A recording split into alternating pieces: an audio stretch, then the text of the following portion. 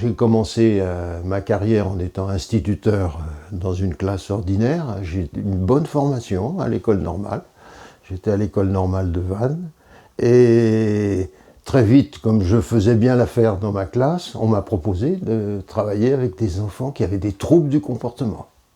On m'a dit, vous êtes calme, avec vous, il y a des chances que ça marche bien.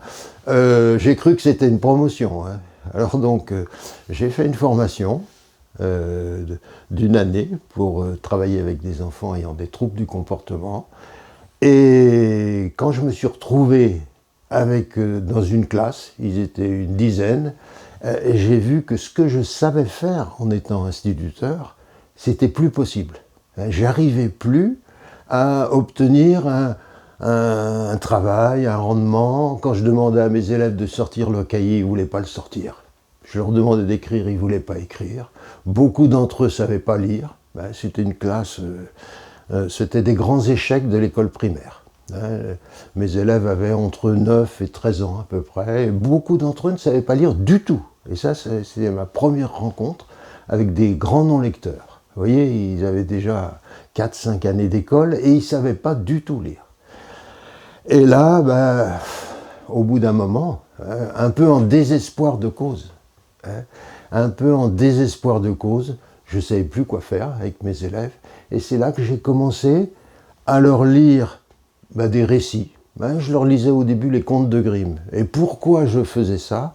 Parce que je ne savais pas faire autre chose. J'arrivais pas à faire autre chose. Et quand je leur lisais des histoires, à ma grande surprise, parce que les contes, ça me semblait être des histoires pour plus petits qu'eux, à ma grande surprise, ils rentraient dans la classe, parce que des fois, beaucoup d'entre eux voulaient rester dans la cour. Ils rentraient dans la classe et ils étaient prêts à m'écouter.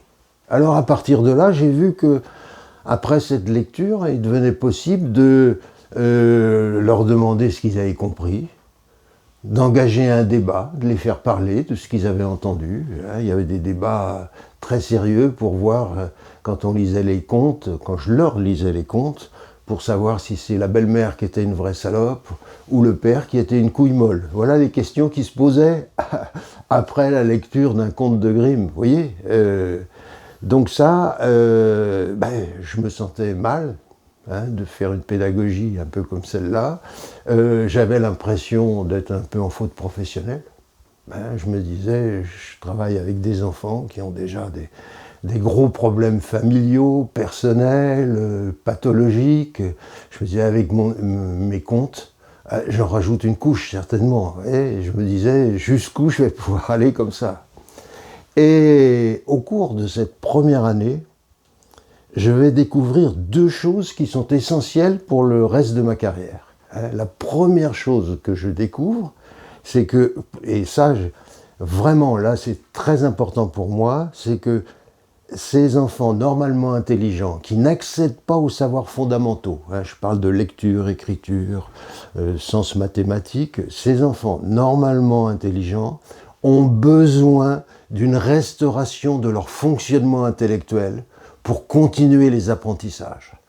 Et à l'école, et je dis bien dans toutes les structures scolaires, jusque dans les lycées professionnels, on va toujours continuer à essayer de combler leurs lacunes sans rien faire de particulier. Alors combler leurs lacunes en faisant des groupes de soutien, en les prenant même individuellement si on peut, et on va voir que chez certains, qui fonctionnent en empêchement de penser, je ne sais pas si j'expliquerai ça tout à l'heure, c'est inutile. Ça sert absolument à rien, et c'est ceux-là qui vont sortir de l'école sans maîtriser les savoirs fondamentaux, même quand ils franchissent toutes les étapes.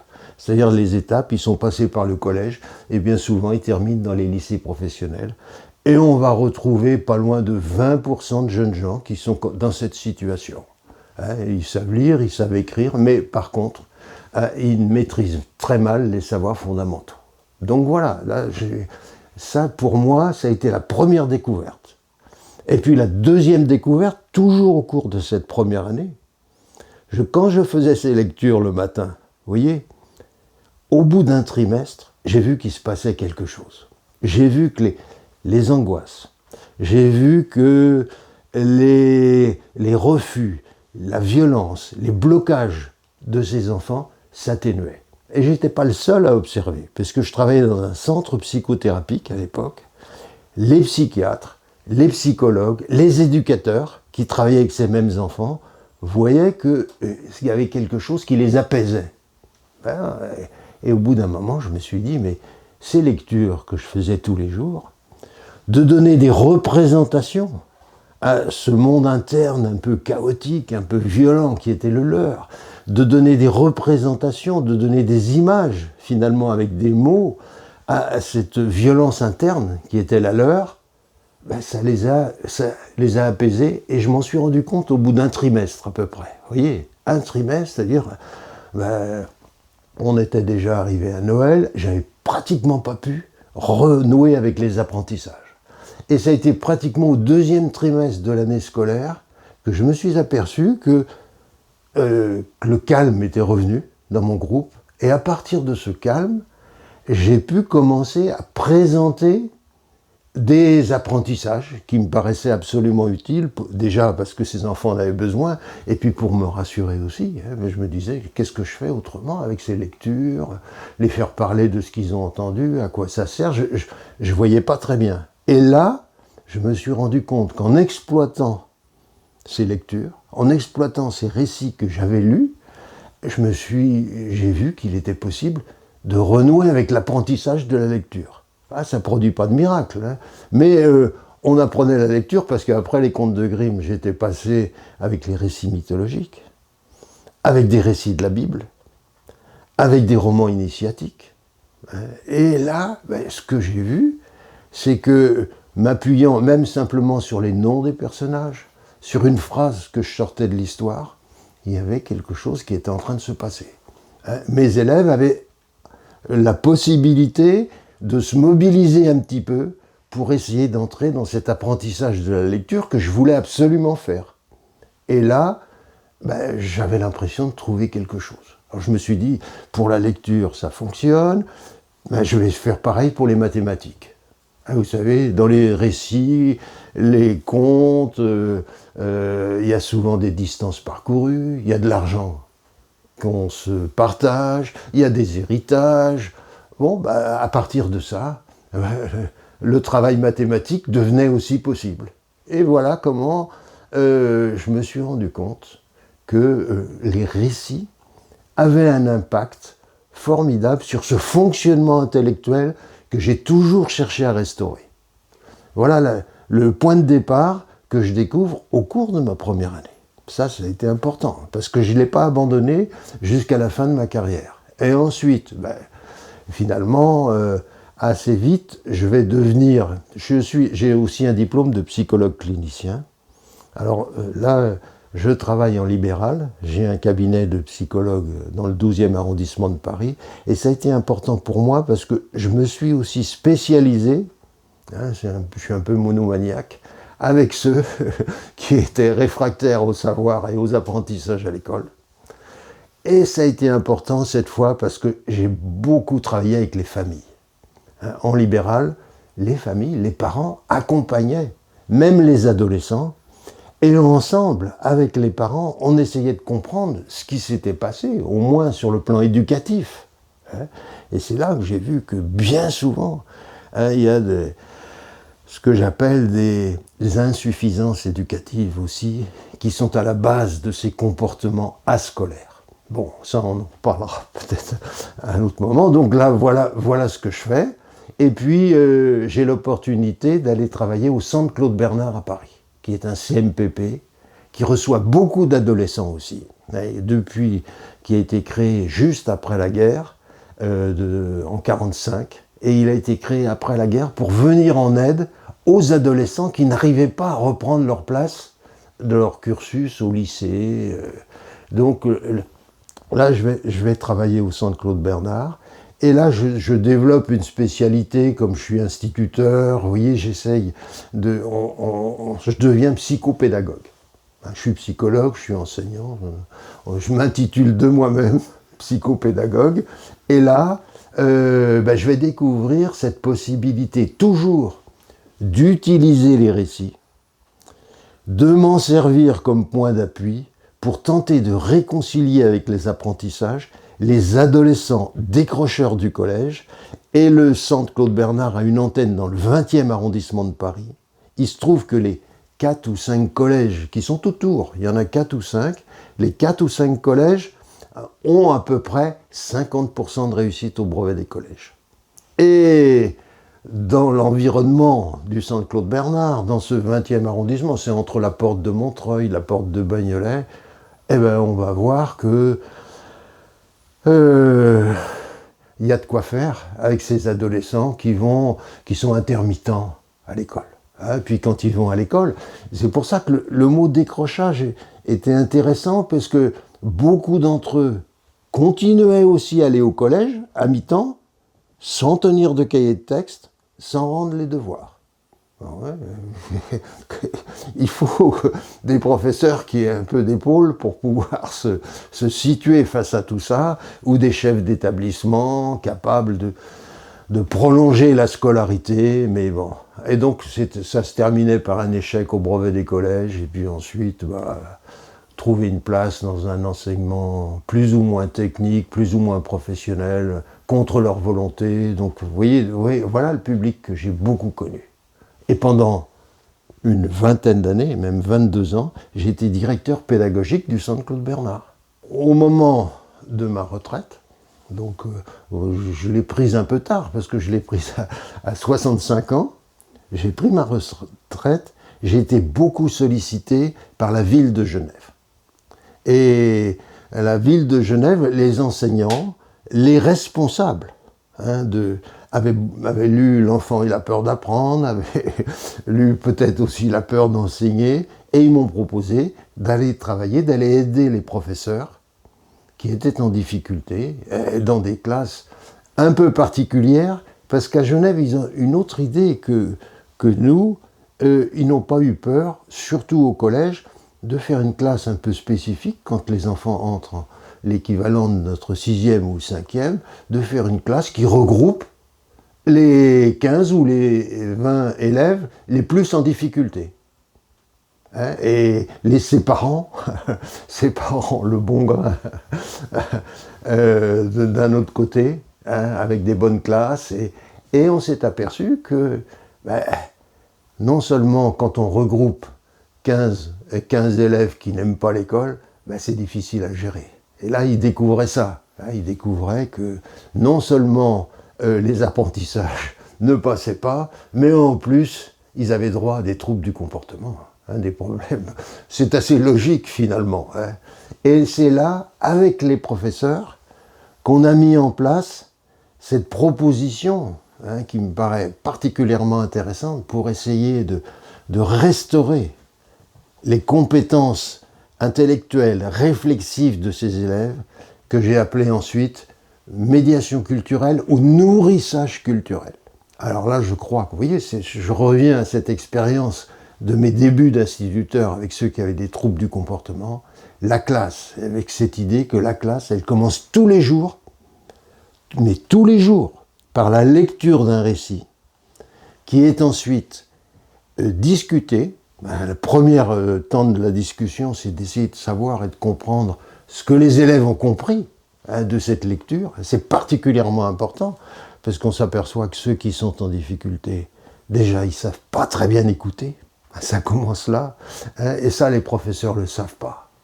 Quand on a lu un récit facile à comprendre, on voit que certains ont compris de travers, n'arrivent pas à se situer dans la chronologie, projettent de façon excessive leurs préoccupations personnelles dans le récit, viennent le tordre, et du coup, on va voir que ça mérite de continuer à lire, à pouvoir expliquer ce qui se passe dans un récit, et ça va être extrêmement important, suivi ensuite par un débat d'idées. Et là aussi, c'est quelque chose de fort, si vous voulez.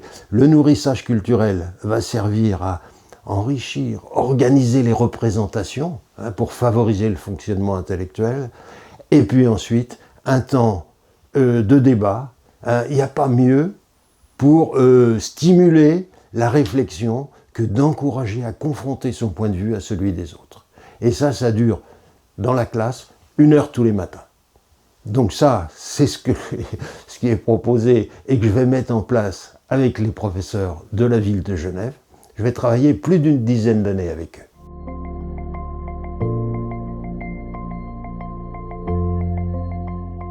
Alors, au cours de cette formation, et puis je dirais même au cours de ma pratique professionnelle, moi j'ai 3 auteurs qui ont beaucoup compté. Le premier, c'est Célestin Freinet. Moi j'ai été formé à l'école normale dans les années 60, et on nous le montrait un petit peu comme un original qui avait quand même changé beaucoup de choses dans la pédagogie, qui laissait les enfants s'exprimer, et puis surtout, moi, il y a un message qui, j'ai l'impression, qui m'a accompagné tout au long de ma carrière. Quand on s'intéresse à ceux qui n'aiment pas l'école et qui n'aiment pas apprendre, il faut absolument les intéresser et les faire participer. Sinon, il n'y a rien de possible. Oui, c'est aussi bête que ça, mais ce message, il faut le répéter. Tout le monde sait ça. Tout le monde sait qu'on ne transmet pas un savoir sans intéresser. On ne transmet pas un savoir sans faire participer ceux qui écoutent. Et alors ça, avec Freinet, c'est vraiment très fort. Il faisait beaucoup participer les élèves. Et c'est dommage qu'on ait abandonné, finalement, parce que ça reste un petit peu marginal. Le travail de Célestin Freinet, ça existe encore dans les écoles, mais c'est un peu dommage.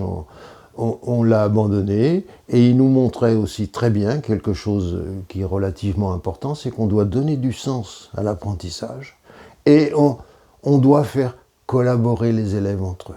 Vous voyez, et là aussi, on a du mal à se dégager de ça. C'est la collaboration plutôt que la compétition. La compétition, c'est tellement facile de mettre les élèves en compétition les uns avec les autres, et ça peut être un bon outil pédagogique avec les très bons, mais quand on a affaire à une variété d'élèves, ça devient quelque chose qui va peser, c'est quelque chose qui va plomber la pédagogie. Donc ça, voilà ce que j'apprends avec Célestin Freinet. Puis le second, moi, ça a été Bruno Bettelheim.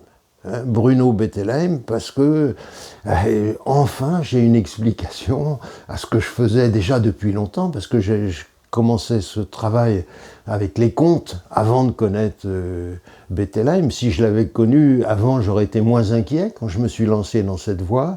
Et puis là, il nous explique bien que si on sait, avec des mots, avec une histoire, figurer les inquiétudes, figurer les angoisses que connaissent certains enfants, on va les aider à mettre un peu d'ordre dans le chaos intérieur, dans la pauvreté intérieure quelquefois, parce qu'on voit bien que ceux qui sont dans ces grandes difficultés, bien souvent ont un système de représentation un peu pauvre, un peu chaotique. Et le but, finalement, pour les aider à mieux fonctionner, le but, ça va être d'enrichir, de sécuriser, d'organiser ces représentations.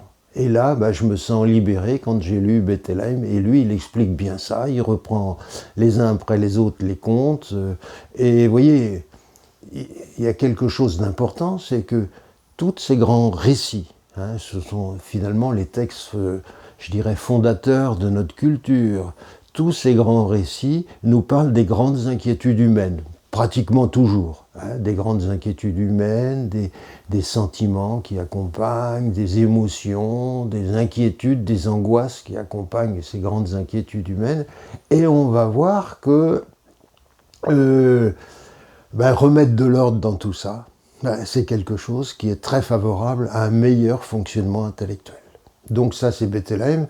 Et puis le troisième, c'est un linguiste qui s'appelle Alain Bentolila, qui nous montre bien que, finalement, le destin scolaire, il est lié à la maîtrise du langage. C'est aussi simple que ça à dire, mais malgré tout, là, il y a quelque chose d'essentiel. On n'en tient pas assez compte non plus, si vous voulez. On voit bien que parmi tous ces enfants qui vont résister, qui vont être en grande difficulté avec les apprentissages précoces, on voit bien que globalement, on va toujours retrouver les deux mêmes insuffisances éducatives. Un, ils n'ont pas été assez initiés à la frustration, hein, c'est tout à fait logique et normal. Apprendre les grandes règles de la vie quand on mange, quand on va se coucher, quand on regarde les écrans, quand on sort. Vous voyez, c'est banal de dire ça aussi. Et puis, ils n'ont pas été assez sollicités par les interactions langagières précoces. Voilà, vraiment, quand on va travailler dans des endroits comme Saint-Denis, où on voit des élèves qui sont en difficulté, évidemment, on voit bien que là, il y a quelque chose qui leur a manqué. D'ailleurs, pour les enseignants, les psychologues et tout, c'est un message simple qu'on doit toujours tenir aux parents, c'est-à-dire que pour travailler normalement à l'école, même pas pour bien travailler, il faut savoir initier ses enfants à la frustration et aux interactions langagières. Vous voyez, ce sont deux conseils simples, mais il faut y revenir, à mon avis, y revenir. C'est pas la peine d'aller chercher des choses trop compliquées. Vous savez, là, en travaillant avec les parents, je vois bien que là, il y a des choses qui ont manqué.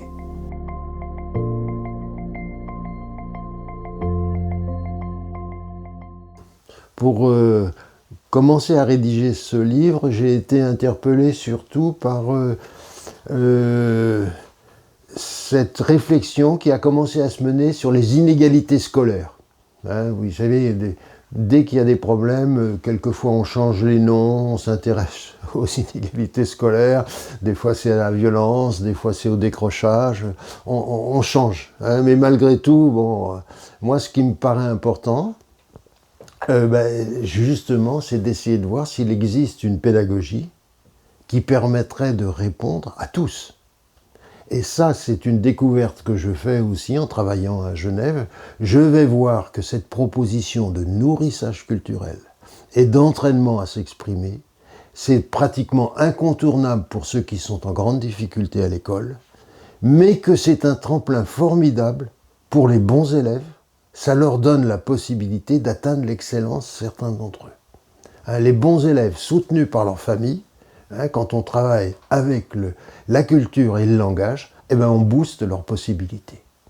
Donc ça, c'est une des raisons qui m'ont poussé à faire ce livre. Et puis la deuxième raison, c'est que j'encourage à ce moment-là beaucoup les professeurs, que ce soit à Genève, mais aussi en région parisienne, mais aussi à Paris, à travailler avec ce nourrissage culturel.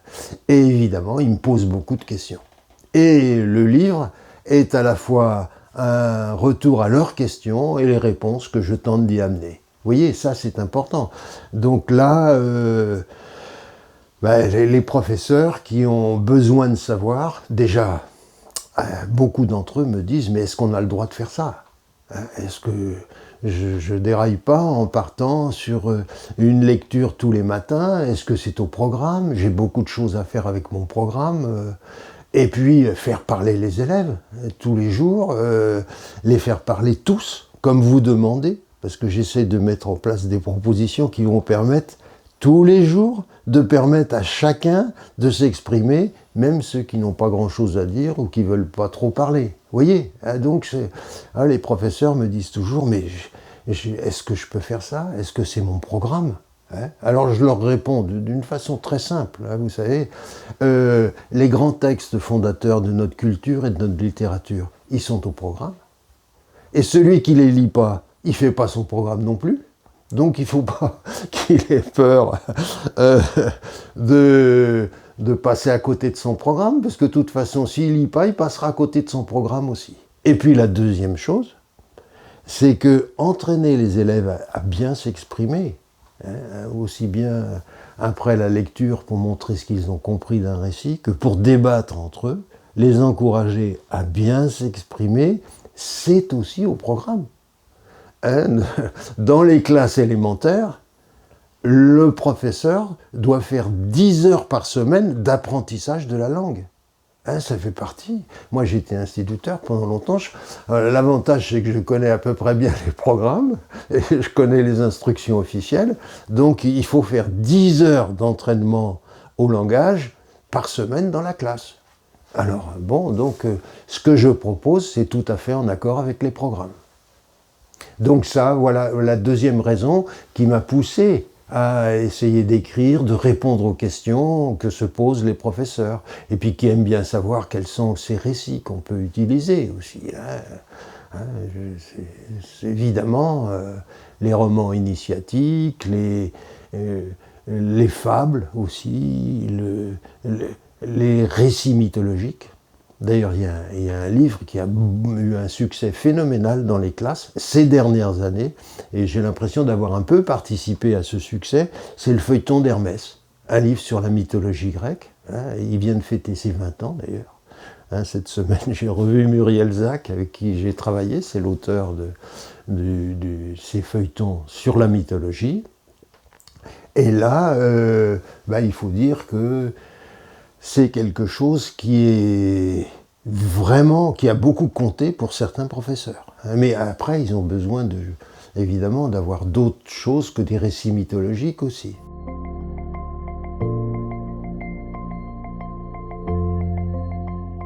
L'idée essentielle, c'est que une utilisation intensive de la culture et du langage, c'est le meilleur moyen, et on est tout à fait au cœur de ce qu'on doit faire en pédagogie, c'est le meilleur moyen d'aider ceux qui sont en difficulté à l'école. Et l'avantage de cette proposition, c'est qu'elle est aussi très utile, même pour nos meilleurs élèves. Donc vous voyez, si le point de départ, c'est de venir en aide à ceux qui résistent aux apprentissages, on va voir qu'avec la culture et le langage, là vraiment on a quelque chose qui peut sortir tout le monde d'affaire. Donc ça, je crois que c'est important. Et puis, il y a une autre idée qui est essentielle pour moi aussi, c'est que le point de départ de ces résistances à l'apprentissage, pour moi, ce sont toujours deux insuffisances éducatives.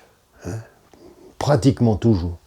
Évidemment, il peut y avoir d'autres raisons, mais pratiquement toujours, on va trouver cette initiation à la frustration qui n'est pas suffisante. Ces interactions langagières qui ont manqué, et là on va voir des enfants qui arrivent à l'école avec un équilibre psychique précaire qui va être remis en cause par les 4 contraintes de l'apprentissage. Ça, c'est quelque chose de fort, si vous voulez. Certains enfants arrivent à l'école avec un équilibre psychique qui repose sur des idées de toute puissance, sur des idées de complétude. Et la première contrainte de l'apprentissage, c'est de reconnaître ses manques et ses insuffisances. Et là, on va voir, pour certains, ça va être dur. On va voir des enfants qui ont un équilibre psychique qui repose sur un besoin d'immédiateté, de tout de suite. Et à l'école, on s'aperçoit qu'apprendre à lire, ça demande plusieurs mois, apprendre à écrire, c'est plusieurs années. Et pour certains, c'est difficile d'accepter cette étape. Et puis, on va voir encore des enfants qui arrivent avec un équilibre psychique, qui ne supportent pas d'entrer dans un cadre. Et là, apprendre à lire, apprendre à écrire, c'est entrer dans un cadre, faire de règles extrêmement précises, extrêmement fortes. Et puis la 4e contrainte, pour moi, de l'apprentissage, c'est avoir des représentations, être capable de faire appel à ces représentations pour pouvoir traduire ce que demande le professeur. Quand le professeur explique comment on reconnaît un verbe dans une phrase, quand il explique à quoi sert une division, il faut bien que l'élève, à ce moment-là, puisse traduire ce que dit le professeur avec ses propres représentations. Le professeur, toujours, il prend un bon exemple, mais l'exemple du professeur, c'est pas suffisant pour des enfants qui ont des représentations qui sont pauvres, qui sont chaotiques, qui se rechargent vite en sentiments parasites, en émotions excessives, et du coup, et c'est là qu'on va voir que les choses dérapent.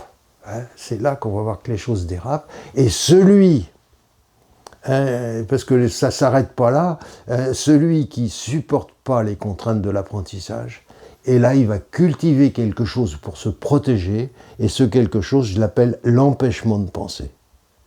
L'empêchement de penser vient protéger de la déstabilisation que provoquent les contraintes de l'apprentissage. Et là, à partir de là, pour les professeurs, c'est particulièrement difficile parce que le fonctionnement en empêchement de penser, c'est-à-dire à chaque fois qu'on propose à ces élèves d'entrer dans un moment réflexif, on les voit cultiver l'autodévalorisation, hein, je peux pas, j'y arrive pas, c'est pas pour moi, ou des idées de persécution. Hein, c'est un exercice pour les bouffons, c'est un exercice pour les gonzesses, ça sert à rien, on m'explique mal. Et puis déclencher aussi des troubles du comportement. Hein, c'est pour ça qu'en ce moment, certains se sont focalisés sur les TDAH, hein, sur les troubles de l'attention, l'agitation, mais ça a toujours existé. C'est comme ça que ceux qui fonctionnent en empêchement de penser, ben, ils déclenchent aussi ces troubles qui vont avec.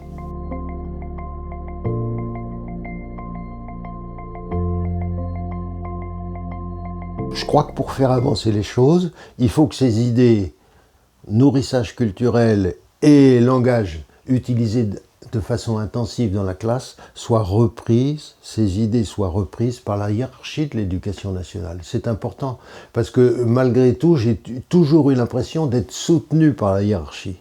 Mais il y a des choses à faire en plus pour que ce soutien passe chez les enseignants. Hein, dernièrement, je cite cet exemple, il y a un film qui est sorti sur la télévision Grand Est, hein, sur la 5 je crois. Le titre c'est L'élève et la peur d'apprendre.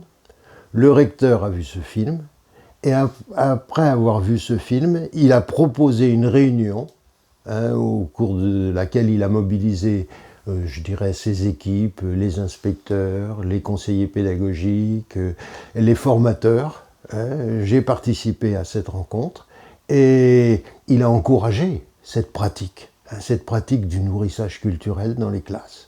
Et on a vu que là, les enseignants se sentent plus tranquilles. Hein, parce qu'il y a toujours cette idée que quand on utilise le langage et la culture, on est un peu hors programme. Pas tout à fait, mais ça va empêcher de faire l'essentiel. Vous voyez ? Et là, d'avoir le poids du recteur, hein, qui dit, là, il y a une voie intéressante, hein, pour essayer d'abattre un peu ces inégalités scolaires, pour encourager ceux qui ont des difficultés, pour faire que les problèmes qu'on rencontre à l'intérieur de certains établissements s'apaisent. Ben là, on a quelque chose qu'on pourrait utiliser. Et donc là, je vois que ça a un impact. Hein, ça a un impact sur les professeurs qui hésitent moins à se lancer.